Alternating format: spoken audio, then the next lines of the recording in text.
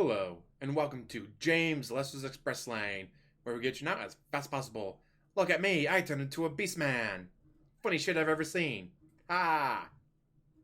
Anyways, the show is BNA on Netflix. Check it out. Why? Best way to describe it is B-Stars rated PG-13. B-Stars was rated R. This is rated TV-14, while B-Stars was at TVMA, but no, it's not high school stuff. It's the Tanuki over here. She's a human. Then she gets turned into a Beastman. She tries and goes to Anima, the city of the Beastmen in Japan, just outside of Tokyo. Beastmen are discriminated against. I mean, come on. You're on the subway. Do you want to be on the subway with a normal sized human, or do you want to be on the subway with someone who's a hippo? And no, I'm not talking about your average American. I'm talking about an actual hippo person, man thing. Bad joke.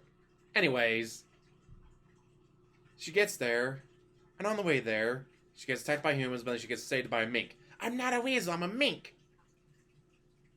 The mink's a criminal, and just... Oh, hey, I got a message. The mink's a criminal, and uses the fact that she saved the other person's life, the Tanuki over here. Be like, hey, since I saved your life, you owe me. Well, I don't have any money. Well then, looks like you're gonna have to earn it. She finally gets to the city. Yay! I'm finally where I won't be discriminated against. Then she realizes the Beastmen can look human. Like, they can choose to look like the Beastmen selves, but then they can also look like humans. It's like, well, then why don't they just live with the humans? Well, would you want to hide your real self? Would you want to hide your true self 24/7? And if anyone finds out who and what you really are, you get discriminated against? I know I wouldn't. So she's dealing with that, and then she meets the detective guy over here. He works for the... Well, I want to say detective. I'd say more of a private eye. Look at my coat. I'm a private eye. Imagine that. But yeah, so she starts hanging out with him, kind of working for him, even though he doesn't want her help because he's a badass. He doesn't need any help. Just saying. As she learns more about the Beastmen, she finds like all the stuff she knew as a human is like, oh, they aren't really savages. They aren't really monsters. They really aren't animals. They're just people who, oh, this is a fox Beastman. This is a tiger Beastman. I'm a raccoon Beastman. You're a Tanuki. I'm a raccoon. Have you seen a raccoon before? They have stripes on the tail. You don't have a stripe on your tail. Fine, I'm a Tanuki. But, as it turns out, since she used to be human, she shouldn't be a Beastman. And it's like, okay, so something was done to me. So, A, you got that mystery going on of, like, why did she go from being pure human to a Beastman? What happened to her friend who disappeared? Let's see what else. I mean, there's some stuff that go on in the show for, like, it's only like 10 or 14 episodes. Maybe 12 episodes. It's not a very long show. But yeah, so like how she got turned, what's going on in the rest of the world, what's going on in Anima City, who the Silver Wolf is. I thought it was pretty fucking obvious, but if it wasn't so obvious to me anyways, you look at some of the stuff they do in the show, it's like, oh, that's foreshadowing. That's foreshadowing. Dun dun dun. More foreshadowing. Who the Silver Wolf is. Who's the Silver Wolf? Glad you asked. They're pretty much the guardian angel of Beastmen. Is it a myth? Is it true? Is it based on something that actually happened in 100 years ago, 200 years ago, 500 years ago? No one really knows. Anyways, I don't want to say too much because then I might spoil it for you guys, and I don't want to spoil it. It deserves to be watched, not being spoiled. There is some violence. Like some episodes, there's alright, whatever. This person gets smacked and they run away. Other times, like, that person just, a hole in their chest and blood everywhere. Like the show's like weird like that, where like it starts off pretty tame. And then you see why it's TV-14 for some of the violence and language. I highly recommend watching it. Theo and Cleo say watch it, and I say watch it. And I know I said it like it's the TV 14 slash PG-13 version of Beastars, but they're completely separate worlds, completely separate storylines, completely different settings. It's just, oh, all right. In Beastars, there's no people.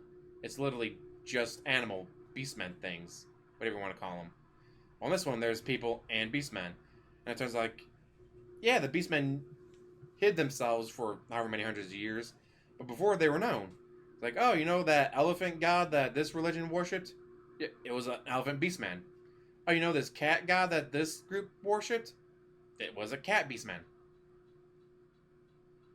Like, they used to get along. They used to be peaceful. The humans used to worship them and all that.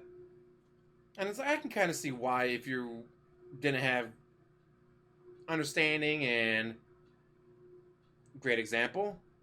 It's like, hi, I'm a tiger beastman. I am faster and stronger and more powerful than any human. So like, all right, this. Can you imagine? No, 3,000 years ago, a tiger beastman shows up, and it's like, oh hey, he killed the monster that was attacking the town. All right, I guess we'll worship him. Oh hey, he's able to go out and oh, we sent our tribesmen out there. They caught 2 deer, but we need more. All right, crack my knuckles. I'll be back. Give me 20 minutes. Comes back, like 5 more deer, throws them on the ground. Then not defeat the village. Oh, thank you, tiger god. But obviously, that all went to shit because humans suck. But then again, the Beastmen, it's not like, oh, they're Beastmen, they're all good. It's like, no. There's criminal underground, there's the Yakuza, drugs, there's all kinds of shit going on. She meets some interesting characters like, there's a, I guess you call it a, what's it called? Instagram model. Emphasis, well, Cortez smokes around the model. But no, when she's in human form, she posts videos on the Facebook, their version of Facebook.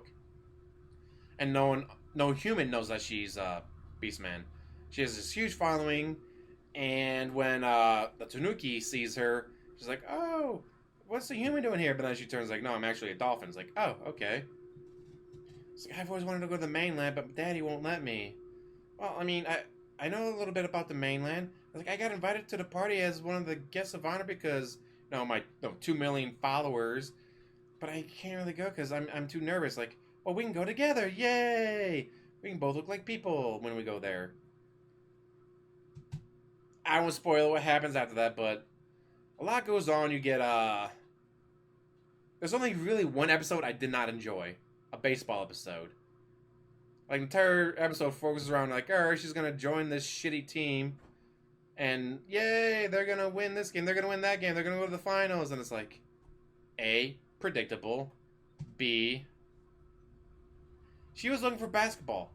When she was human, she played basketball. She was on the, middle school, high school, whatever, secondary basketball team. It's like, well, I want to play basketball. We got baseball. What about basketball? We got baseball. Like, she doesn't even like baseball.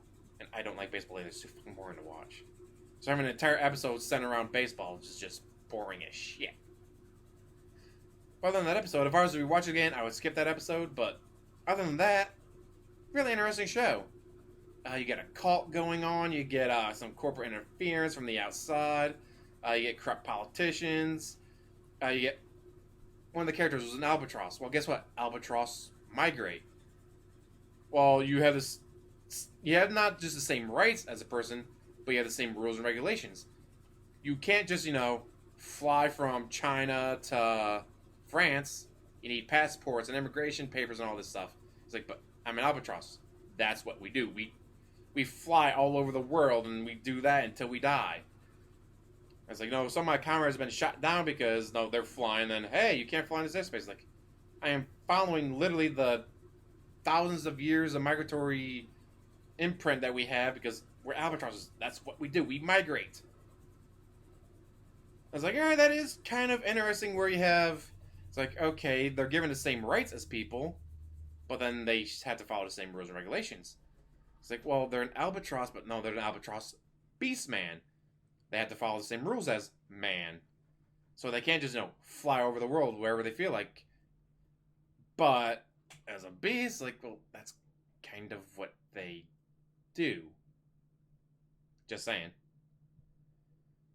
Really interesting. Again, it's only like 12 episodes, or maybe 10, but it's not a very long show. Under half an hour for the episodes. Let's get the baseball episode. And it's even shorter. Great story. Good climax. Great characters. I love the Tanuki. The Tanuki was hilarious. She's awesome. I like the Albatross guy. The Albatross guy was pretty cool too. But yeah, guys, if you have Netflix, check it out. It's free on Netflix. It's not like, oh, I'm going to watch this on Amazon Prime. Like, oh, no, you got to spend $14.99 a month, or you can rent it for $4.99. You can just no. You just go to Netflix and click on it and watch it. Do it now. Right about meow. Terrible. Anyways, guys, yeah, if I had to give it a rating, 8 out of 10. I had to say 9s and 10s for the absolute perfect shows or movies and video games. So 8 is definitely watch it. Anyways, guys, thank you for watching. Like, subscribe, comment down below, and have a wonderful day.